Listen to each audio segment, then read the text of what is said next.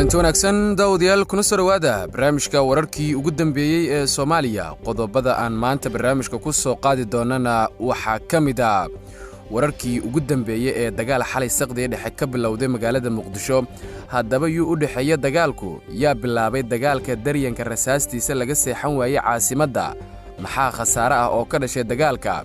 Yaa gacanta ku haya daljirka daahsoon oo maanta banaanbaxyo lagu qaban lahaa. madaxweynayaashii hore ee dalka oo ka hadlay weerar ay sheegeen in lagu soo qaaday hoteelkii ay degganaayeen. ra'iisul wasaarihii hore ee dalka Xasan Cali Kheyre oo weerar culus ku qaaday madaxweyne Farmaajo xilli uu ka hadlay weerarkii lagu qaaday madaxweynayaashii hore ee dalka iyo dagaalkii xalayta ka dhacay magaalada Muqdisho. dowladda federaalka Soomaaliya oo war ka soo saartay dagaal xalay ka dhacay caasimadda dalka ee Muqdisho. beesha caalamka oo soo faragelisay dagaalka Muqdisho ka dhacay iyo amarro adag oo ay soo saartay iyo Mareykanka oo digniin adag u jeediyay madaxweyne Farmaajo. qodobadaas ayaan ku faahfaahin doonaa barnaamijka insha Allah. waana subax Jimco ah 19 bisha 2 ee Febraayo sanadka 2021. barnaamijkan wararka Soomaaliya waa mid aan ku soo gudbino dhammaan dhacdooyinka dalka. haddaba daawada ka qayb qaado dib u dhiska dalka inagoo ka dheeraanayna wax walba oo dib inoo celin kara. waad ku mahadsantihiin inaad taasna la fahantaane. fadlan nala faafiyo wararka oo gaarsiiyo saaxiibadiina idinka oo ku sheer gareynaya baraha bulshada. mahadsanidiin. aynu ku bilowno wararkeenna. daawadayaal barnaamijkeena maanta intiisa badan waxaynu ku soo qaadan doonaa wararkii ugu dambeeyey dagaal xalay saqdi dhexe ka dhacay magaalada caasimadda ee Muqdisho. dagaalkaasi oo sababay khasaare kala duwan oo isugu jira dhimasho iyo dhaawac sida wararka aynu ku helayno.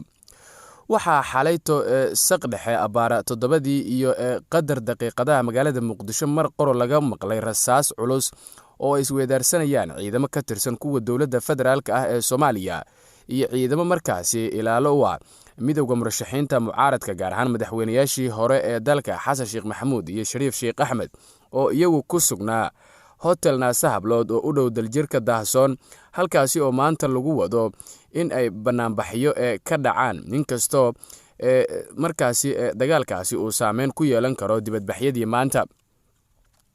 faahfaahinno ayaa waxay ka soo baxayaan dagaal xalay saqdi dhexe ka dhacay agagaarka daljirka daahsoon oo u dhow hoteelka la yiraahdo Maa'ida oo ay degan yihiin madaxweynayaashii hore ee dalka Xasan Sheekh Maxamuud iyo Shariif Sheekh Axmed oo ay weheliyaan murashaxiin kale oo lagu xusi karo madaxweynihii hore ee Koonfur Galbeed Soomaaliya.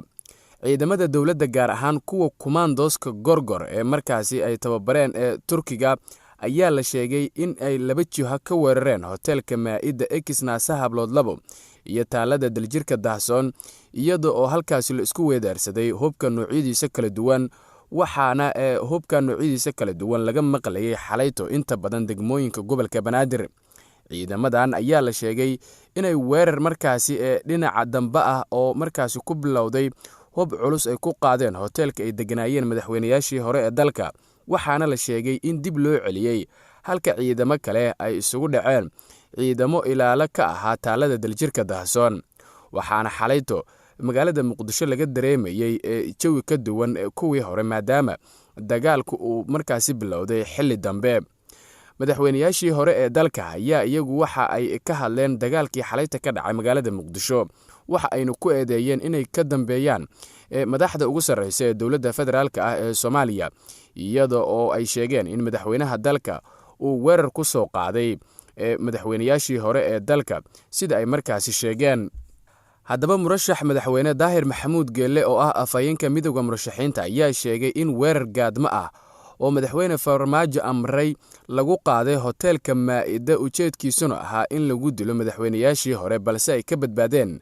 waxa uuna sheegay in markaasi xagga madaxweyne Farmaajo ay ka dhinteen madaxweynayaashii hore ee dalka balse xag alle ay ka nool yihiin. waxa uu sheegay in madaxweynaha muddaxileedkiisu dhamaaday Maxamed Cabdullaahi Farmaajo uu isagu markaasi diidan yahay in dalka ay doorasho ka dhacdo, sidaasina uu ku doonayo in uu ku carqaladeeyo isku day kasta oo ay markaasi mucaaradku ku muujinayaan in dalka ay doorasho kaga dhacdo. haddaba madaxweynayaashii hore ee dalka ayaa siyaabooyin kala duwan oo adag waxay uga hadleen weerarkii xalayto markaasi lagu qaaday hoteelka ay ka degan yihiin magaalada Muqdisho kaasi oo u dhow daljirka daahsoon oo iyagu ay doonayaan inay ku qabtaan dibadbaxyo waaweyn. Xasan Sheekh Maxamuud madaxweynihii hore ee dalka ayaa sheegay in ciidamada dowladda federaalka ee Soomaaliya ay weerareen isaga iyo Sheekh Shariif Sheekh Axmed. madaxweynihii hore ee Soomaaliya Xasan Sheekh Maxamuud ayaa sheegay in ciidamada dowladda ay weerar ku soo qaadeen hotel Maa'ida oo ay degan yihiin isaga iyo madaxweyne Shariif Sheekh Axmed. Xasan Sheekh oo qoraal soo dhigay boggiisa Facebook iyo Twitter-ka ayaa sheegay inay nasiib darro tahay in madaxweynaha xilkiisu dhammaaday Maxamed Cabdullaahi Farmaajo uu daadinayo dhiigga shacabka sida uu hadalka u dhigay. Ciidanka dowladda ayaa caawa waxa ay weerar ku soo qaadeen hotel Maa'ida oo aan ku suganahay aniga iyo madaxweynihii hore Sheekh Shariif Sheekh Axmed. Waa nasiib darro in madaxweynaha xilkiisu dhammaaday daadinayo dhiigga ee muwaadiniin isu diyaarinaya banaanbaxyo nabadeed oo ay aragtidooda ku cabirayaan, ayuu yiri Xasan Sheekh Maxamuud. Dhinaca kale, wararkii ugu dambeeyay ee laga helayo agagaarka daljirka Daahsoon halkaasi oo xalayta uu ka dhacay dagaal aad u xooggan kaasi oo dhex maray ciidamada dowladda federaalka ah ee Soomaaliya iyo ciidamo taabacsan midowga murashaxiinta ayaa waxa markaasi uu sheegayaa in halkaasi uu ka dhashay khasaare isugu jira dhimasho iyo dhaawac, waxaana inta la xaqiijiyay halkaasi ku nafwaayay ugu yaraan hal qof oo la sheegay inuu xirnaa dareeska ciidanka dowladda, inkastoo aan faahfaahin rasmi ah laga helinin dadka kale ee ku waxyeeloobay dagaalkii aadka u cuslaa ee xalayto ka dhacay magaalada caasimadda ee Muqdisho. Dadka shacabka ah ee ku sugan magaalada Muqdisho ayaana cabsi xoog leh waxay ka muujiyeen dagaalkii aadka u cuslaa ee xalayto Muqdisho ka dhacay. Dhinaca kale, madaxweynihii hore ee Soomaaliya Sheekh Shariif Sheekh Axmed oo ah gudoomiyaha midowga murashaxiinta waxa uu sheegay in weerarka ay ciidamada dowladda ku qaadeen hotelka Maa'ida ee ay degan yihiin uu amray madaxweynaha muddaxileedkiisu dhammaaday ee Maxamed Cabdullaahi Farmaajo. Waxaan ummadda Soomaaliyeed u cadaynayaa in weerar gardarro ah ay nagu soo qaaday dowladda iyaga oo ku soo duulay hotelka Maa'ida oo aniga madaxweynihii hore Xasan Sheekh Maxamuud iyo xubno ka mid ah midowga murashaxiinta aan degannahay, ayuu yiri Sheekh Shariif oo war ka soo saaray dagaal ka dhacay agagaarka daljirka Daahsoon. Wuxuu sheegay Shariif isla markaana uu ku eedeeyay weerarka in uu amarkiisa bixiyay madaxweynaha muddaxileedkiisu dhammaaday Maxamed Cabdullaahi Farmaajo. Weerarka waxaa amray madaxweynaha waqtigiisu dhammaaday ee Maxamed Farmaajo isagoo doonaya in uu nacaburiyo xoogna uu ku muquuniyo shacabka Soomaaliyeed ee doonaya in aragtidooda u dhiibtaan si nabad ah, ayuu yiri Sheekh Shariif. Madaxweynihii hore ee dalka ayaa isagu waxa uu tilmaamay in dibadbaxyada ay markaasi qabsoomi doonaan maanta, waxaana xalayto saq dhexe shir jaraa'id oo wadajira qabtay madaxweynayaashii hore ee dalka iyo Sheekh Shariif Sheekh Aadan oo iyagu markaasi sheegay in banaanbaxa maanta uu noqon doono mid aan baaqan, isla markaana sidii ay ugu talagaleen oo u dhici doono, iyagoo ugu baaqay in dadka guryahooda ay iyagu ka soo baxaan, isla markaana ay daljirka Daahsoon yimaadaan. Isla wararka dagaalkii xalayto ka dhacay magaalada Muqdisho ayaynu ku guda jirnaa. Warqaad TV-na waad nagala socotaane. Dhinaca kale, ra'iisul wasaarihii hore ee dalka Xasan Cali Kheyre ayaa waxa uu si adag uga hadlay weerarkii xalayto lagu qaaday madaxweynayaashii hore ee dalka Xasan Sheekh Maxamuud iyo Sheekh Shariif Sheekh Axmed. Waxa uuna sheegay in marnaba arrintaasi aan loo dulqaadan doonin.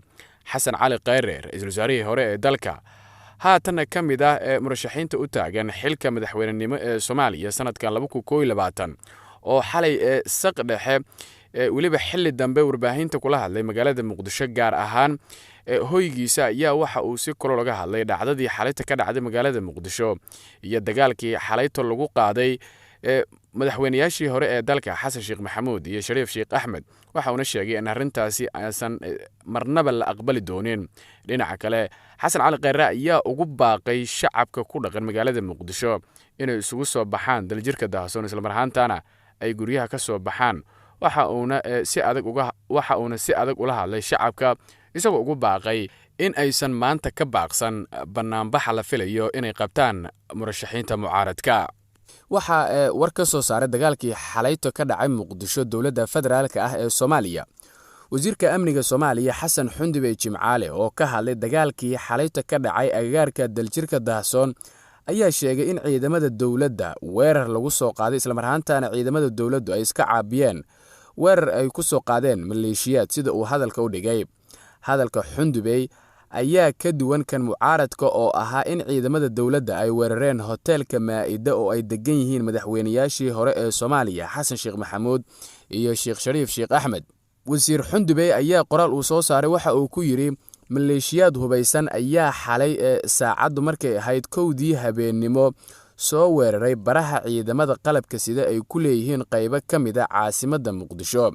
Sarkaal u hadlay maleeshiyadaas ayaa fiidkii hore ee xalay warbaahinta u sheegay in ay weerar ku yihiin xarumaha dowladda isla markaana ay qabsadeen qaybo ka mid ah magaalada Muqdisho, ayuu yiri wasiir Xundubey ayaa intaas waxa uu ku daray in ciidamada qalabka sida ay markaa kadib galeen heegan buuxa ayna iska difaaceen weerarkaasi sida uu hadalka u dhigay. Waa ay ku guuleysteen maleeshiyadii weerarka soo qaaday.